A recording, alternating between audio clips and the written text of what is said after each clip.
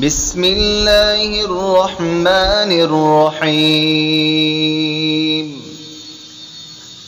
الا ان اولیاء اللہ لا خوف علیہم ولا هم يحزنون الذین آمنوا وكانوا يتقون لهم البشرى في الحياة الدنيا وفي الآخرة لا تبديل لكلمات الله ذلك هو الفوز العظيم۔ السلام علیکم ورحمۃ اللہ۔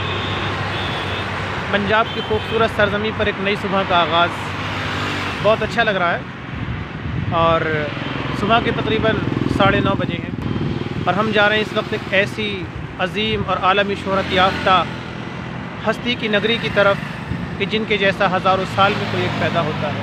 ہزاروں سال نرگس اپنی بے نوری پہ روتی ہے، بڑی مشکل سے ہوتا ہے چمن میں دیدور پیدا۔ سرہند شریف یعنی حضرت شیخ سرہندی رحمۃ اللہ علیہ کی نگری کے اندر جانے کا ارادہ ہے۔ آئیے چلتے ہیں اور محسوس کرتے ہیں وہاں کی نورانی فضاؤں کو۔ ساتھ میں حضرت مفتی فیصل صاحب، اور آپ سب بھی ساتھ میں بنے رہیے۔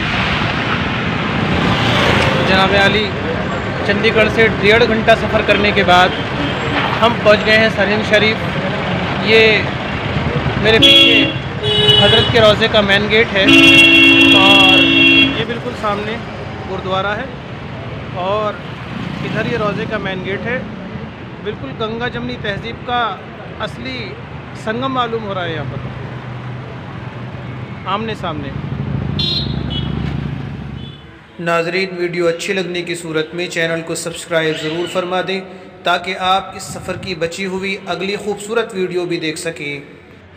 سامنے جو دروازہ نظر آ رہا ہے اس میں 3 گیٹ ہیں۔ سامنے والا حضرت کی مبارک قبر پر جاتا ہے، داہنی طرف والا حضرت کی بنائی ہوئی ایک عالی شان مسجد ہے جسے ہم اگلی ویڈیو کے اندر آپ کو دکھائیں گے، اس کی طرف جاتا ہے، اور تیسرا دروازہ جو مائیں طرف ہے وہ حضرت کے چند احباب کا ایک چھوٹا سا قبرستان ہے، اس کی طرف کھلتا ہے۔ ناظرین گرامی، اندر جانے سے پہلے یہ جاننا بہت ضروری ہے کہ شیخ سرہندی رحمۃ اللہ علیہ ہندوستان کے بہت بڑے اللہ والے گزرے ہیں۔ حدیث شریف میں آتا ہے کہ اللہ تبارک و تعالی ہر 1000 سال کے بعد دین کو صاف ستھرا کرنے کے لیے ایک مجدد پیدا فرماتے ہیں۔ چنانچہ تمام علماء کا اتفاق ہے کہ عمر ابن عبدالعزیز رحمۃ اللہ علیہ کے بعد دوسرے ہزارے کے مجدد شیخ سرہندی رحمۃ اللہ علیہ ہیں۔ اسی سلسلے میں بڑی دلچسپ معلومات مفتی شاہ فیصل صاحب نے دی، آئیے انہی کی زبان مبارک سے وہ بھی سن لیتے ہیں۔ حکیم الاسلام حضرت قاری محمد طیب صاحب رحمۃ اللہ علیہ اور بھی علماء نے فرمایا ہے، کتابوں کے اندر لکھا ہوا ہے کہ اس مقام مبارک پر کوئی حافظ قرآن آئے اور حافظ قرآن ایک رات میں قرآن کریم یہاں پڑھ لے تو امید کی جا سکتی ہے کہ وہ مرتے وقت تک قرآن کریم نہیں بھولے۔ یہ ایک پتلی سی گلی ہے جو اندر روضے کی طرف جاتی ہے، اندر جا کے روضہ شریف ہے۔ اس طرح کی اور ویڈیوز کے لیے چینل کو سبسکرائب ضرور کر دیں۔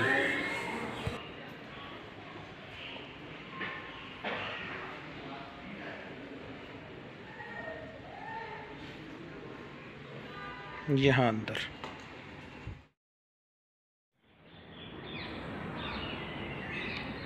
حجرے کے باہر بھی یہ چند قبریں ہیں جو آپ کے متعلقین و احباب کی بتائی جاتی ہیں۔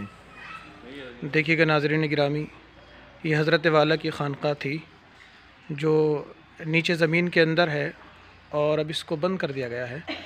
دیکھیے گا یہ ایک غار اور سرنگ کی شکل میں نیچے جا رہی ہے۔ یہ پورا ماحول دیکھیں یہاں کا کتنا زیادہ پرسکون ماحول ہے۔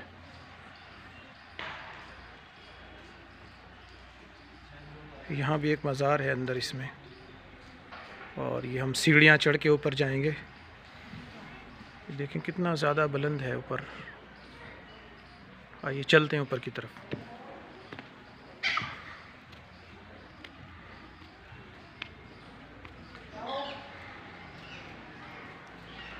بہت ہی زیادہ نورانیت والا ماحول یہاں پر ہے اس ٹائم۔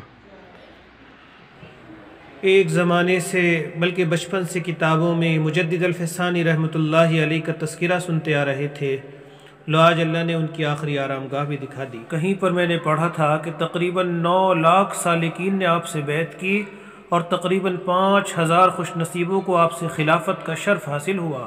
اس وقت میں آپ کی قبر مبارک کے اوپر کی جانب ہوں، یہاں کے نظارے دیکھنے قابل ہوتے ہیں۔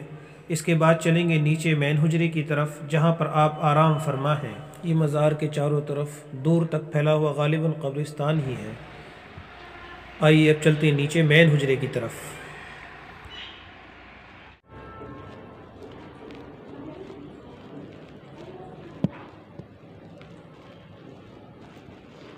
یہاں پر عورتوں کو آپ کی قبر تک پہنچنے کی اجازت نہیں ہے۔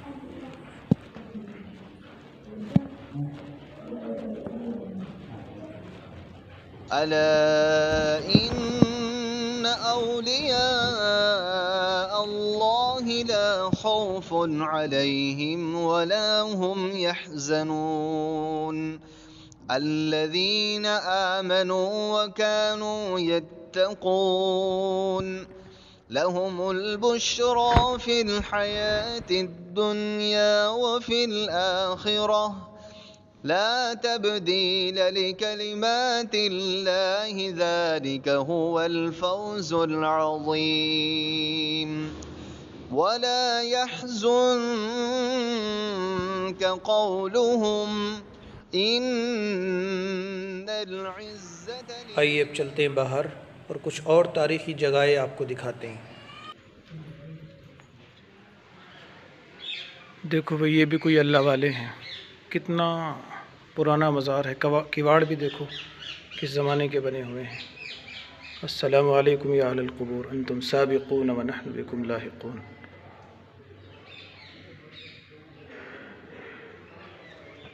کوئی کتبہ وغیرہ نہیں ہے یہاں پر لگا ہوا۔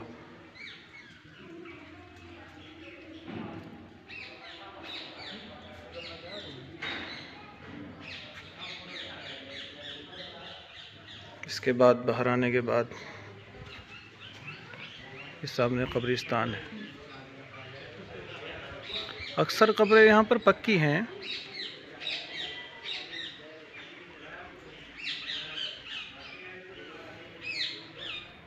یہ سامنے آپ دیکھ رہے ہیں، اس کے اندر آپ کی آخری آرام گاہ ہے اور بہت سارے واقعات ہیں۔